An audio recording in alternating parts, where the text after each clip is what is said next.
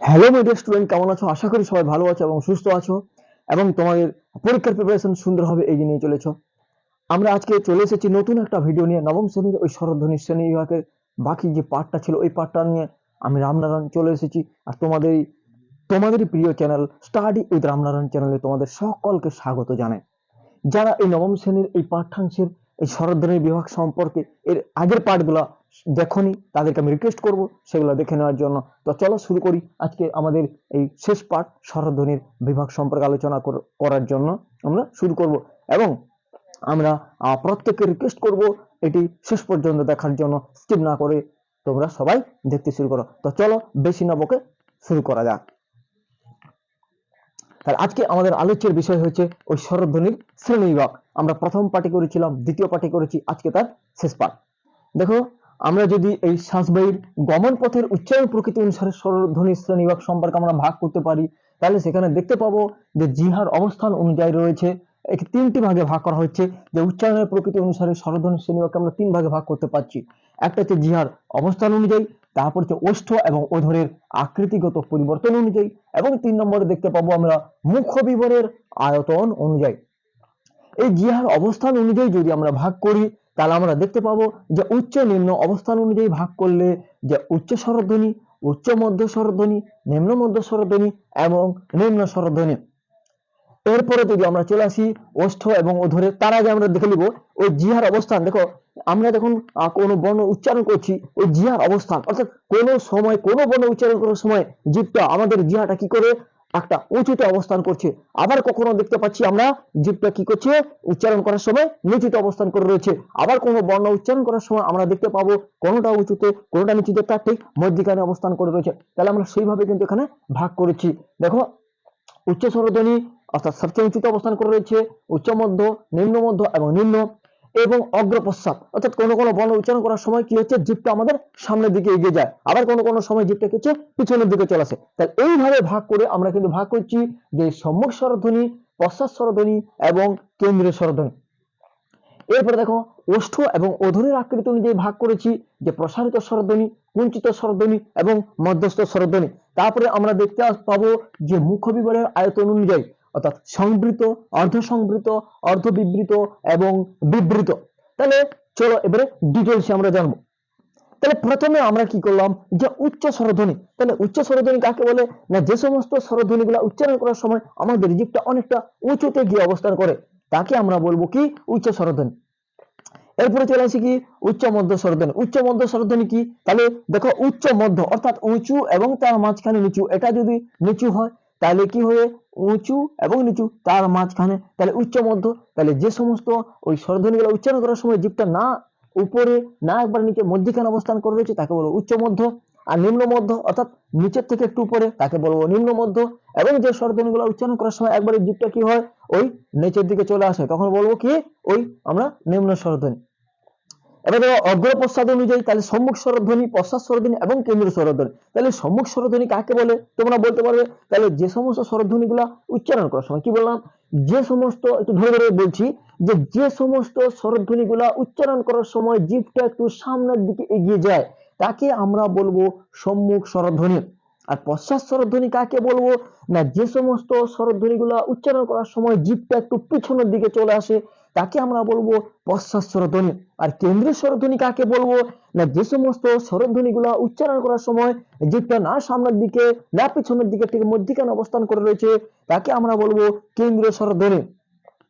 এরপরে দেখো, এখানে চলে আসি আমি ওষ্ঠ এবং অধরের আকৃতি পরিবর্তন অনুযায়ী। ওষ্ঠ এবং অধরের আকৃতি কি না, প্রসারিত স্বরধ্বনি রয়েছে, কুঞ্চিত স্বরধ্বনি রয়েছে এবং মধ্যস্থ স্বরধ্বনি রয়েছে। তাহলে ওষ্ঠ এবং অধরের আকৃতিগত পরিবর্তন অনুযায়ী আমরা স্বরধ্বনিকে কয়টি ভাগে ভাগ করতে পারি? তিনটি ভাগে। কি কি না, প্রসারিত স্বরধ্বনি, দুয়ে হচ্ছে কুঞ্চিত স্বরধ্বনি এবং তিনে হচ্ছে মধ্যস্থ স্বরধ্বনি। তাহলে প্রসারিত স্বরধ্বনিটা কি না, যে সমস্ত স্বরধ্বনি উচ্চারণ করার সময় আমাদের ওষ্ঠ কি হয়, মানে প্রসারিত হয়ে যায়, তাকে বলবো প্রসারিত স্বরধ্বনি। এবং যে সমস্ত স্বরধ্বনিগুলো উচ্চারণ করার সময় ওষ্ঠ কি হয়, কুঞ্চিত হয়ে যায়, তাকে আমরা বলবো কুঞ্চিত স্বরধ্বনি। এবং যে সমস্ত স্বরধ্বনিগুলো উচ্চারণ করার সময় জিভটা না প্রসারিত হয় না কুঞ্চিত হয়, ঠিক মধ্যিখানে অবস্থান করে থাকে, তাকে বলবো আমরা মধ্যস্থ স্বরধ্বনি। যেমন উদাহরণগুলো কিন্তু এখানে রয়েছে, আমি পরে বলছি। তাহলে উদাহরণগুলো বর্তমান তোমরা দেখতে থাকো। এরপরে রয়েছে মুখ বিবরের আয়তন অনুযায়ী। তাহলে মুখ বিবরের আয়তন অনুযায়ী এগুলাকে আমরা কয় ভাগে ভাগ করতে পারি? দেখো 4টি ভাগে ভাগ করতে পারছি। একে হচ্ছে সংবৃত স্বরধ্বনি, দুয়ে হচ্ছে অর্ধ সংবৃত স্বরধ্বনি, তিনে হচ্ছে অর্ধ বিবৃত স্বরধ্বনি এবং চারে হচ্ছে বিবৃত স্বরধ্বনি। তাহলে অর্থাৎ এখানে মুখটাকে যে সমস্ত স্বরধ্বনিগুলো উচ্চারণ করার সময় আমাদের মুখটা অনেকটা হা করে থাকে তাকে বলবো সংবৃত। এবং হর্ষই, আমরা যদি বলি হর্ষই অনেকটা খোলা। দেখো অর্ধ সংবৃত অর্থাৎ অর্ধ বিবৃত তার ঠিক আগে পর্যায়ে তাকে বলবো অর্ধ সংবৃত। যদি বলি এ একটু কম, ও, ঠিক আছে, এবং অর্ধ বিবৃত হচ্ছে এ এবং ও, আর বিবৃত অনেকটা হা অর্থাৎ আ। আমরা যদি বলে দিই আ, অনেকটা মুখটা হা করে থাকে, তাই আমরা তাকে বিবৃত বলতে পারি। তাহলে এইগুলা হচ্ছে আমাদের শ্বাসবায়ুর গমন পথের উচ্চারণ প্রকৃতি অনুসারে স্বরধ্বনির শ্রেণীবিভাগ। এবারে তোমাদের মনে প্রশ্ন আসতে পারে যে স্যার এগুলো আমরা মনে রাখবো কি করে? তার জন্য তো অবশ্যই কি করতে হবে, একটু ওয়েট করতে হবে। তো শুরু করি। দেখো এই উদাহরণগুলো মনে রাখার একটা কিন্তু কৌশল রয়েছে, যে একটা কৌশলের মধ্য দিয়ে আমরা কিন্তু এখানকার সমস্ত উদাহরণগুলো আমরা কিন্তু মনে রাখতে পারবো। তাই উদাহরণগুলো আমি বলিনি, দেখো একটা কৌশলের মধ্যেই সমস্ত উদাহরণ আমি কিন্তু বলছি। আমরা যদি একটা ছক করি, এখানে দেখো আমরা এখানে একটা ছক করলাম, এইখানে একটা আমি ছক করলাম। দেখো এই যে ছকটা না, এটাকে তোমরা ভেবে নাও এটা হচ্ছে একটা জিভের ছবি আমি এঁকেছি। এটা কিসের ছবি? এটা হচ্ছে একটা জিভ, জি হ্যাঁ, তাই না? দেখো এইখানে দেখো আমি এখানে লিখলাম। আচ্ছা এগুলো কি বলো দেখি? এখানে আমি লিখেছি যে হর্ষই, হর্ষ, এ, ও, এই যে উদাহরণগুলা, এইগুলা যারা দেখোনি তাদের আমি রিকোয়েস্ট করছি আগের ভিডিওগুলো দেখে নাও, প্লে লিস্টে রয়েছে। এগুলা হচ্ছে মৌলিক স্বরধ্বনি, 7টা যে মৌলিক স্বরধ্বনি রয়েছে সেগুলা দেখতে থাকো। দেখো আমি এখানে লিখলাম যে হর্ষই, এখানে লিখেছি দেখো হর্ষ, এখানে দেখো লিখলাম এ, এখানে লিখলাম আমি ও, এখানে দেখো আমি লিখেছি আ, এখানে আমি লিখলাম ও, এবং এখানে লিখলাম আমি এ। দেখো এই উদাহরণগুলো একটু দেখতে পেয়েছো নাকি একটু আমাকে বলবে? তাহলে এই যে উদাহরণগুলো আমরা লিখেছি, দেখো এই উদাহরণগুলোর মধ্যে কিন্তু আমাদের সমস্ত কিন্তু রয়েছে। কি বললাম আগে? আমি এখানে বলেছি দেখো হর্ষই, হর্ষ, এ, ও, আ আর এ, 7টা। তাহলে এইগুলোর মধ্যে আমি কি বলেছি? উচ্চ স্বরধ্বনি। তাহলে যে সমস্ত স্বরধ্বনিগুলো উচ্চারণ করার সময় দেখো আমাদের জিভটা অনেকটা উঁচুতে অবস্থান করে থাকে তাকে বলে উচ্চ স্বরধ্বনি। দেখো এখানে হর্ষই এবং হর্ষ, হর্ষই এবং হর্ষ একেবারে উঁচুতে রয়েছে, তাই আমি একে নাম দিতে পারি এটা হচ্ছে উচ্চ স্বরধ্বনি। এটাকে কি বললাম? এটাকে বললাম উচ্চ স্বরধ্বনি। আচ্ছা তারপরে কি বলেছি দেখো উচ্চ মধ্য স্বরধ্বনি। আমি কি উদাহরণ দিয়েছি? এ এবং ও। দেখো এটা যদি আমি একেবারে শেষে ধরি নিচে, এটা যদি আমি ধরি একেবারে উপরে, তাহলে এটা উচ্চ, এটা চলে আসছে নিম্ন। তাহলে এটাকে কি বলবো? দেখো উচ্চ মধ্য, এ এবং ও, এ এবং ও, এটাকে আমি কি বললাম? এটাকে বললাম উচ্চ মধ্য স্বরধ্বনি। তাহলে এটা হচ্ছে উচ্চ মধ্য স্বরধ্বনি। আচ্ছা তাহলে এটা হলো উচ্চ মধ্য স্বরধ্বনি, তাহলে এটা তো শেষে থাকবে, তাহলে এটা কি? এটা হচ্ছে নিম্ন স্বরধ্বনি, এটা হচ্ছে নিম্ন স্বরধ্বনি। তাহলে এটা যদি নিম্ন স্বরধ্বনি হয়, এটা যদি উচ্চ মধ্য স্বরধ্বনি হয়, তাহলে বাকি থাকলো এটা, এটা কি হবে? এটা দেখো নিম্ন মধ্য স্বরধ্বনির উদাহরণ। এটা হচ্ছে নিম্ন মধ্য স্বরধ্বনির উদাহরণ।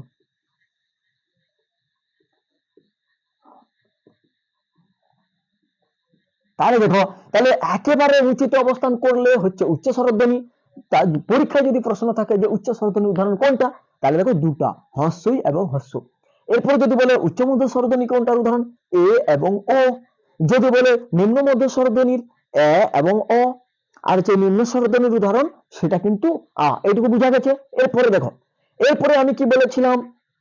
যে সম্মুখ স্বরধ্বনি, পশ্চাৎ স্বরধ্বনি এবং কেন্দ্রীয় স্বরধ্বনি এগুলো বলা ছিল। তাহলে কি বলেছিলাম না, যে সমস্ত স্বরধ্বনি গুলো উচ্চারণ করার সময় আমাদের জিভটা একটু সামনের দিকে এগিয়ে যায় তাকে আমরা বলবো কি না, ওই সম্মুখ স্বরধ্বনি। তাহলে দেখো এইটা যদি আমাদের জিভ হয়, এটা একটু কল্পনা করো যে এটাই হচ্ছে আমাদের জিভ। তাহলে দেখো এইটা হচ্ছে কিন্তু আমাদের সামনের দিক। এটা কিসের দিক বললাম? জিহার, এটা হচ্ছে সামনের দিক, এটা হচ্ছে জিহার সামনের দিক। তাহলে স্যার তোমাদের মনে প্রশ্ন আসবে যে এইটা যদি সামনের দিকে তাহলে পিছনের দিক এইটা, এইটা হচ্ছে আমাদের পিছনের অংশ। জি হ্যাঁ, পিছনের অংশ এইটা। তাহলে দেখো সম্মুখ স্বরধ্বনি কি বলেছিলাম আমি, হর্ষই এ এবং এ। দেখো হর্ষই এ এবং এ এখানে রয়েছে নিশ্চয়ই, তাহলে এটাকে আমরা কি বলবো, সম্মুখ স্বরধ্বনির উদাহরণ। এটাকে আমরা বলবো সম্মুখ স্বরধ্বনি। আচ্ছা এটাও যে তাহলে সম্মুখ স্বরধ্বনি হলো, তাহলে যে পশ্চাৎ স্বরধ্বনিটা এদিকের গুলা, তাহলে এইগুলাকে আমি কি বলবো, পশ্চাৎ স্বরধ্বনি। এগুলাকে আমরা বলবো পশ্চাৎ স্বরধ্বনির উদাহরণ। তাহলে এটা হলো পশ্চাৎ স্বরধ্বনি, তাহলে সম্মুখ স্বরধ্বনি হয়ে গেল, পশ্চাৎ স্বরধ্বনি হয়ে গেল, তাহলে মাঝখানে যেটা থাকবে কি, কেন্দ্রীয় স্বরধ্বনি। তাহলে মাঝখানে কি রয়েছে, আ, তাহলে এটাকে আমরা কি বলবো, কেন্দ্রীয় স্বরধ্বনি।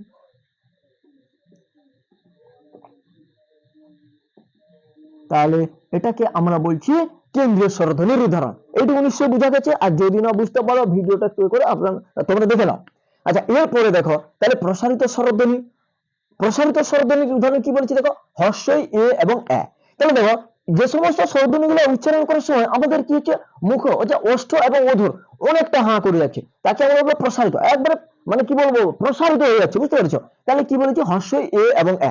দেখো একটা ছকের মধ্যে সবকিছু কেন বলেছিলাম, তার জন্য ভিডিওটা কিন্তু শেষ পর্যন্ত দেখতে হবে। দেখো হর্ষই এ এবং এ যদি আমার সম্মুখ স্বরধ্বনির উদাহরণ হয়, আমি কি বলেছিলাম যে সম্মুখ স্বরধ্বনির উদাহরণ হচ্ছে হর্ষই এ এবং এ। এই উদাহরণগুলাই হচ্ছে দেখো প্রসারিত স্বরধ্বনির উদাহরণ। তাহলে এগুলাকে আমরা কি বলতে পারি, এগুলাকে আমরা বলতে প্রসারিত স্বরধ্বনি বলতে পারি।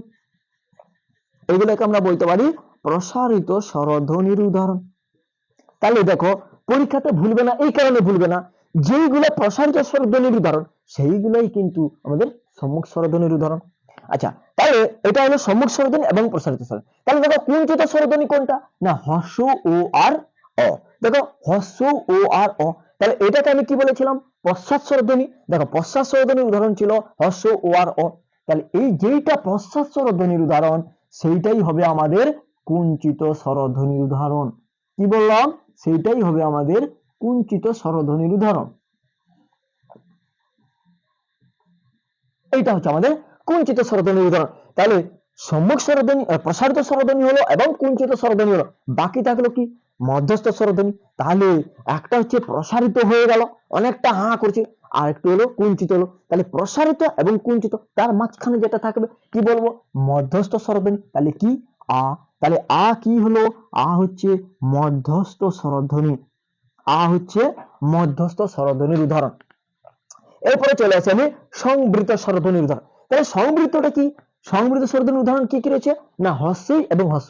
দেখো একটু আগে আমি আলোচনা করেছিলাম যে যে সমস্ত স্বরধ্বনিগুলো উচ্চারণ করার সময় আমাদের দিকটা অনেকটা উঁচুতে গিয়ে অবস্থান করে তাকে আমরা বলবো উচ্চ স্বরধ্বনি।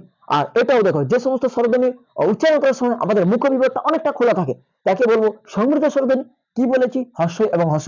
আবার উচ্চ স্বরধ্বনির উদাহরণ কি বলেছিলাম, হর্ষই এবং হর্ষ। তাহলে হর্ষই এবং হর্ষ এটা ছিল উচ্চ স্বরধ্বনির উদাহরণ। আবার এইটাই হয়ে যাবে সংবৃত স্বরধ্বনির উদাহরণ। এইটাই হলো সংবৃত স্বরধ্বনির উদাহরণ। তাহলে অর্ধ সংবৃতটা কোনটা, দেখো এখানে কি বলেছিলাম, উচ্চ মধ্য হচ্ছে এ এবং ও এর উদাহরণ। দেখো অর্ধ সংবৃতের উদাহরণও কিন্তু এ এবং ও। তাহলে এ এবং ও কি বলেছিলাম, উচ্চ মধ্য স্বরধ্বনি। তাহলে সেইটাই হয়ে যাবে আমাদের অর্ধ সংবৃত স্বরধ্বনির উদাহরণ। এইটাই হবে আমাদের অর্ধ সংবৃত, অর্ধ সংবৃত। বুঝলো, তাহলে যেটা উচ্চ মধ্য স্বরধ্বনি সেইটা হচ্ছে অর্ধ সংবৃত স্বরধ্বনি উদাহরণ। এরপরে দেখো অর্ধ বিবৃত, কি বলেছিলাম, অ এবং এ। তাহলে অ এবং এ এটা কিসের উদাহরণ বলেছিলাম আমি, যে নিম্ন মধ্য স্বরধ্বনির উদাহরণ।